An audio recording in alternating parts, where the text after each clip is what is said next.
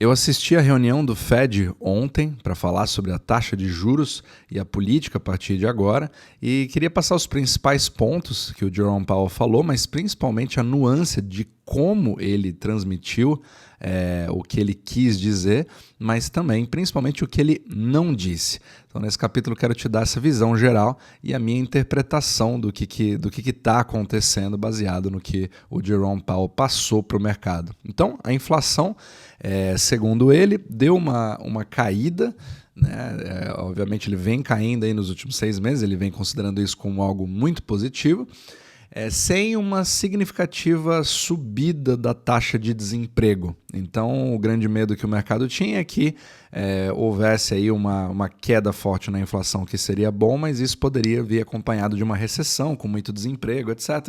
E ele disse que justamente foi o contrário que aconteceu. Então ele meio que, como se ele já estivesse dizendo que ele conseguiu o início do soft landing, digamos assim, né? Onde você consegue baixar a inflação, mas sem aquele efeito colateral que você poderia esperar. Mas ele fala que ele ainda está bastante atento em relação ao que está acontecendo com a inflação. Ele claramente disse que a inflação está alta demais, e o progresso em se fazer isso finalmente baixar para aquela meta de 2% que eles querem, não está garantido. E ele disse que o caminho daqui para frente é incerto. Então ele foi bastante claro nisso, de dizer que ele está realmente observando o que vai acontecer no mercado para aí poder começar a tomar uma decisão mais firme. Então, assim, ele também deixou muito claro assim, que ele se preocupa, né, com a população americana, no sentido de trazer aqueles objetivos de pleno emprego e, ao mesmo tempo, preços estáveis para a população. E ele reiterou várias vezes que ele quer trazer a inflação de volta para aquele famoso objetivo dos 2%, que eu já conversei várias vezes, que é uma convenção, digamos assim, para uma economia saudável. Então a decisão oficial que ele teve foi de que não vai acontecer nada com os juros. Então os juros foram mantidos, não vai nem subir, nem vai descer. Ele ressaltou que a economia americana ela vem mostrando um bom crescimento, o que é verdade, né? Acabou aí tendo uma subida inesperada no último trimestre do ano passado.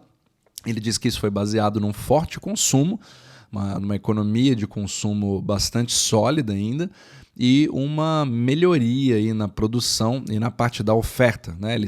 Ele voltou a citar a pandemia como tendo criado aí um grande desequilíbrio, que de fato aconteceu, mas que agora isso se normalizou na questão da oferta.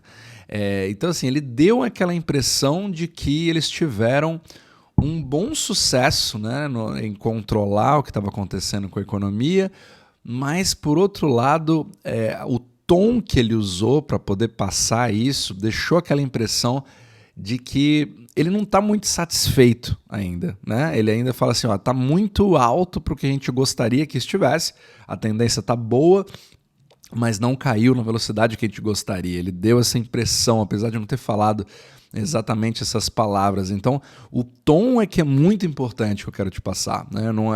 Não é necessariamente a manchete, cada um pode interpretar para um lado, mas o que importa é o que o mercado vai interpretar disso, né? Baseado no que as manchetes vão interpretar disso. Então você tem que ver a fonte primeiro, para depois ver o que a mídia fala sobre isso, para que você consiga tirar a sua própria conclusão.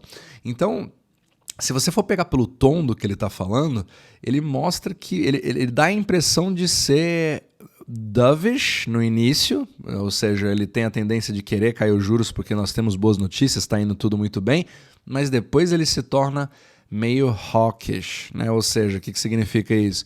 De que, assim, eu não descarto ter que fazer uma intervenção se eu precisar. Eu não descarto se tiver novos dados que vão surgir, que mostram que, na verdade, essa tendência que a gente vem vendo nos últimos 6 meses de queda da inflação não se confirme, eu estou pronto para deixar, no mínimo, como está por mais tempo.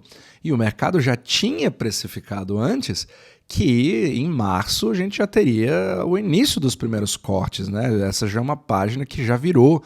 O mercado de ações está louco para voltar a subir e virar realmente essa página e passar para o próximo capítulo. Agora eu quero crescimento, eu quero dinheiro fácil, eu quero juros baixos, né? A gente sabe que nesse podcast eu falo sobre toda a confusão que é isso, né? Um juro baixo não significa que nós estamos falando de uma economia próspera, em muito menos de dinheiro fácil, mas pelo contrário, você vê um aperto de capital quando você tem juros baixos. Parece contraintuitivo, mas na verdade o mercado de bonds explica isso muito bem, que é uma das coisas que ele na verdade nem citou no discurso dele. Então, ele deixou muito claro que eles estão vivendo dia após dia, reunião após reunião, que eles estão dependendo de mais dados para poder começar a sentir mais confiança de que a inflação está caindo. Então, no discurso, ele deixou um tom de insegurança, de incerteza, de falar, olha, por enquanto está tudo bem, mas eu preciso ficar mais atento. Que foi mais ou menos o que ele falou da última vez.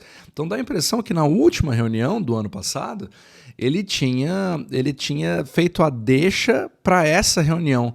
Você percebe como é muito importante você medir as palavras, até porque ele está lendo no script o que ele vai falar, ou seja, as palavras foram muito bem selecionadas, porque ele sabe que o mercado vai interpretar absolutamente tudo que ele vai falar, uma palavra que ele falou ou uma palavra que ele deixou de falar ou o tom que ele usou para falar aquilo. Então, olha como toda a economia americana e a mundial, que depende da americana, acaba vivendo de subjetividades. Esse infelizmente, é o que a gente vive hoje. Então, eles dependem desses dados para poder sentir mais confiança. Depois até teve uma outra pergunta de uma repórter perguntando sobre isso, né, o que vai precisar para sentir confiança novamente. E aí ele meio que se retratou para falar assim, não é que a gente está sem confiança. A gente está bastante confiante, só que a gente precisa ter certeza de que essa tendência dos últimos 6 meses de queda realmente vai continuar sendo. A gente não está esperando notícias melhores, não porque está ruim agora, mas porque eu quero que essas notícias continuem, para aí a gente ter a continuação da certeza que nós temos. Olha a diferença de nuance que você tem. Então ele já estava meio que se explicando, dá a impressão de que ele tem várias coisas que ele não está falando e que ele está ali fazendo um controle da narrativa para que os repórteres não interpretem outra coisa do que ele quis passar ali, mas tem coisas que estão ocultas. Esse é o jogo de xadrez para interpretar hoje o que o Fed fala. Por outro lado, ele traz aquele lado humanitário, né, de dizer que ele está consciente de que a inflação é algo perigoso, que afeta principalmente aqueles que podem ter problemas em comprar itens básicos de supermercado, como a classe média baixa, né, a classe baixa, e que isso afeta muito mais a eles do que as outras classes. Então ele está bastante consciente em tudo que está acontecendo, mas ele volta a confirmar que tudo está incerto. Então isso é tudo que o mercado não queria ouvir e obviamente que isso acabou refletindo numa queda ontem da bolsa. Vamos ver como é que isso vai se comportar ao longo do tempo, né? O que eu vejo aqui, o Dow Jones caiu ali quase mais de 0,8%, o S&P 500 mais de 1,5%. Então você teve uma certa um movimento que se refletiu ali imediatamente no mercado como algo que, voltou o sinal amarelo, e aí, não vai ter o pivot mais? Não vamos mais garantir o bull market de 2024? Então agora voltou a abrir totalmente o jogo, mesmo sem falar que ele vai subir juros, né? Ele não chegou a falar isso, mas ele chegou a comentar que, olha, nós não estamos mais pensando em março mais. Então a data de março está praticamente descartada, não está mais fazendo parte dos planos de você cair. E é óbvio, qual que é o motivo que o Jerome Powell vai ter para fazer esses juros descerem agora? Ele não tem absolutamente nenhum incentivo para fazer isso, a não ser que alguma coisa comece a quebrar, porque ele usou bastante a questão do mercado de trabalho, né? O labor market, que está bastante forte, ou seja, o índice de desemprego está bastante baixo. Ao mesmo tempo, a economia vem demonstrando, entre aspas, robustez baseada nesse número do PIB, apesar de que o PIB é um número extremamente falho para você poder medir isso. Depois eu posso fazer um capítulo falando sobre esse assunto. E é claro que ele vai se voltar para esses índices e ignora vários outros tipos de índices, né? Várias outras coisas que podem acontecer, ou até mesmo o próprio conflito no Oriente Médio, que pode criar vários problemas na questão do comércio internacional, que afeta o CPI, e acaba afetando aí toda essa política, né? O petróleo, a gente não sabe muito bem para que lado que vai, tinha uma tendência de queda, aí obviamente que agora depois teve cortes de produção, e aí vem todo esse conflito com o Oriente Médio, então fica uma coisa bastante incerta. Pode ser que ele vá para cima de forma significativa, passe dos $100 novamente, vá para 120, 150, essa história pode mudar completamente e pode ser que o pivot seja completamente quebrado e ele volte a pensar até em subir juros, porque agora a inflação voltou. E é muito importante você saber que, é claro, é muito bonito você falar sobre a população, sobre a sua preocupação que você tem, mas o que mais importa é a reputação que ele tem.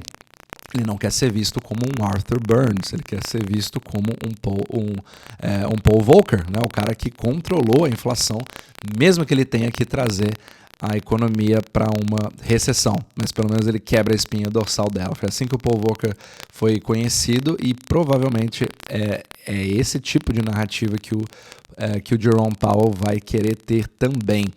Então, apesar dele não ter mexido nas taxas de juros e ter reafirmado que provavelmente nós estamos no pico da subida, ele deixou claro que a economia pegou todo mundo de surpresa e que realmente a inflação não caiu da forma que ele esperava e existem riscos reais de que ela possa voltar. Então ele deixou tudo em aberto, ele não usou essas palavras, mas ele deixou isso assim meio que vagando, né, no discurso dele. Então, me passou a impressão de ser uma coisa totalmente, olha, estamos em aberto agora. Agora todas as cartas estão na mesa, está indo muito bem até agora, mas pode ser que mude. Mas eu não tenho nenhum motivo para pensar isso. Você entende? É uma coisa que começa a ficar um pouquinho dúbia, começa a tirar um pouco a paciência do mercado, e aí que pode ser o grande perigo do Jerome Powell, se ele começar a ficar cada vez mais dúbio, porque eu tenho que admitir que ele foi um dos chairmans mais claros na questão de dizer exatamente o que ele quer fazer, os objetivos dele, mas me dá a impressão de ficar um pouquinho dúbio em relação à explicação do que está acontecendo. E é aí que pode criar um certo problema, né? Então ele não deixou claro nenhuma data para corte de juros, ele falou que em algum momento desse ano isso deve acontecer, mas que está pronto para manter as taxas nesse nível por mais tempo, se necessário, é o que a gente chama de higher for longer, né? Que é essa taxa de juros que para o mercado é considerado muito alto. O mercado está doido para que volte a ser zero, aquela coisa, né, aquela deturpação que a gente viveu durante mais de uma década, que a gente sabe que na verdade não é nada saudável. Só que a gente está numa situação onde o mercado espera uma coisa que não é saudável, o Fed faz uma coisa que ele acha que, para passar a impressão de que ele tem o controle, mas não tem. Você percebe o tanto de contracorrente narrativa que influencia o que pode acontecer na macroeconomia? Por isso que isso é fascinante, por isso que eu adoro estudar isso. Então, assim, eu preciso reconhecer que o que eu gostei do que o Jerome Powell falou é que ele é bastante claro, que ele reconhece os riscos do que eles estão fazendo, porque o próprio Jerome Powell falou que tem o perigo de você baixar o juro rápido demais e a inflação voltar a subir, e ele quer evitar isso, ou tem o risco de demorar demais para começar a fazer essa queda e acabar criando uma recessão na economia, né? Apesar dele nunca ter usado a palavra recessão, ele é extremamente cauteloso, porque ele sabe que se ele falar essa palavra, a palavra que começa com R, né, o R-word, ele já começa a criar problemas. E então ele literalmente falou que nós estamos dependendo de mais dados, certo? Então ele sabe da responsabilidade, sabe que isso afeta as famílias americanas, está consciente, está em aberto, está cauteloso, continua cauteloso e meio que está deixando, tá fazendo uma deixa, né? Uma corrente de uma reunião que faz a deixa para outra reunião, que faz a deixa para outra reunião, como se ele estivesse comprando tempo para alguma coisa, né? E dando aquela segurada na narrativa para que não se ache que o pivot não vai mais acontecer, que poderia achar que eles não estão fazendo um bom trabalho, mas ao mesmo tempo eu quero mostrar que eu estou sob controle. Então ele está pisando em ovos ali. E vai ser interessante ver as próximas reuniões. Mas é interessante a gente ver o que ele não falou. E tem duas coisas que eu acho importantes, uma que eu esperava e outra que eu não esperava. Então o que eu já esperava é que ele não ia comentar sobre o elefante na sala, que é a curva de bonds, que é a curva de juros. Ele nem citou sobre o assunto e é muito interessante você ver nenhum repórter falando sobre isso. Então isso é também interessante saber o que os repórteres não perguntam para o Jerome Powell. E tem a outra coisa que essa já me surpreendeu, que foi que na última reunião ele falou que ele disse que não precisava ter nenhum tipo de preocupação porque nós temos um sistema bancário estável e ele continua estável. E nessa reunião ele não citou absolutamente nada disso. E a gente viu o capítulo recente com mais um banco regional, né, com a queda de mais de 30 e poucos % nas ações, envolvendo ali também todos aqueles bancos, né, que eu esqueci agora o nome dele, me fugiu a memória, mas de todos os bancos regionais, que apresentou uma crise de bancos regionais, que acabaram criando um certo estresse nessa parte, mas principalmente nos regionais, né, consolidando a liquidez dos bancos regionais para os Big Four, né, como Wells Fargo, JP Morgan e todos esses grandes bancos. Então, fica a pergunta que o mercado começa a ver, será que nós temos algum tipo de crise bancária? E o Jerome Powell simplesmente não falou nada disso. Será que ele foi cauteloso? Será que ele sabe e ele omitiu? Será que... Enfim, aí fica a seu critério para poder analisar o que de fato ele disse. Agora, o mercado não reagiu bem a isso, então a incerteza era tudo que o mercado de ações não queria, e obviamente que isso afeta uma série de outras coisas, sem falar de que nós estamos num ano de eleição. Então, realmente, 2024 está sendo... Está tendo um início fascinante para ver o que vai acontecer. E qualquer pessoa que te diga hoje que sabe o que vai acontecer em 2024, eu já posso te dizer que vai ser difícil acreditar. Eu fugiria rápido de qualquer tipo de previsão. Então vamos acompanhar, vamos ver como que o mercado vai se comportar agora para os próximos dias depois dessa decisão, se isso vai virar uma tendência e se pode ter algum outro tipo de comentário de bancos centrais do Fed regional sobre o que foi dito, né? Que às vezes eles consertam para ver qual que foi o impacto que aquilo teve na mídia, para começar a dar uma corrigida aqui ou ali. Então, todo jogo da economia é um jogo de narrativas. Isso aqui é o mais importante para você pegar desse capítulo. Então, vamos acompanhar aí os próximos capítulos para ver como que o mercado vai reagir e o que o Fed vai fazer depois dessa reação do mercado. Porque o Fed, ele não antecede absolutamente nada. Ele reage ao que já aconteceu. Mas a curva de bonds continua invertida, continua dizendo que nós estamos perto de uma recessão e alguém vai ter que ceder. Então a gente vai ser fascinante ver que alguma narrativa vai ter que começar a ruir a partir de agora.